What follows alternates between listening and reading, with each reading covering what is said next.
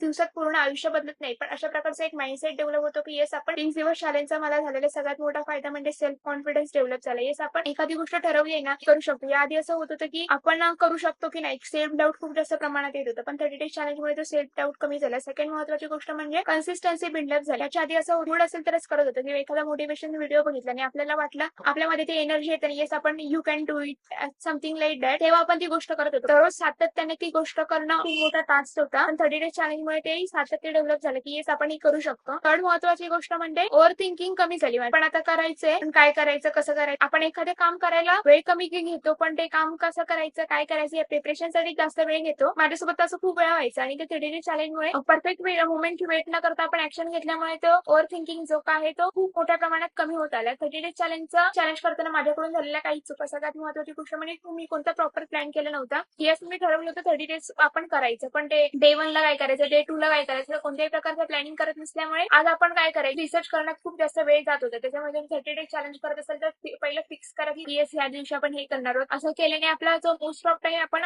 What to do हे figure out करण्यात आपण जो वेस्ट करतो ना तो टाइम कमी होईल. सेकंड महत्वाची गोष्ट म्हणजे सेल्फ डाऊट. 2-4 दिवसानंतर आपल्याला असं वाटत राहतं की येस आपल्याला आपण ही जर्नी लोकांसोबत शेअर करतो, पण त्यावरती व्ह्यूजच येत नाहीत, म्हणजे आपल्याला चुकतंय का, थोडं डिमोटिवेट होतं. पण तशा प्रकारचं डिमोटिवेट न होता येस आपण जी काही आपला टास्क आहे ना तो टास्क कम्प्लीट करायचा. थर्ड गोष्ट म्हणजे आपण कंपॅरिझन नाही करायचं. माझ्यामध्ये मॅसिव्ह बदल होतच नाहीये करण्याचा, पण खूप जास्त वेळा विचार येतो मनामध्ये की येस आपण आता हे चॅलेंज आपल्यासाठी नाहीये, वाटतं आपण नाही करू शकत. एवढे दिवस तू केले ना, म्हणजे पुढचे येणारे दिवस पण तू करू शकते. ये स्वतःवरती परत एकदा विश्वास दाखवून स्वतःलाच आपण स्वतः समजून सांगून येस तू करू शकते, म्हणून आपण ते 30 डेज चॅलेंज पूर्ण करायचं.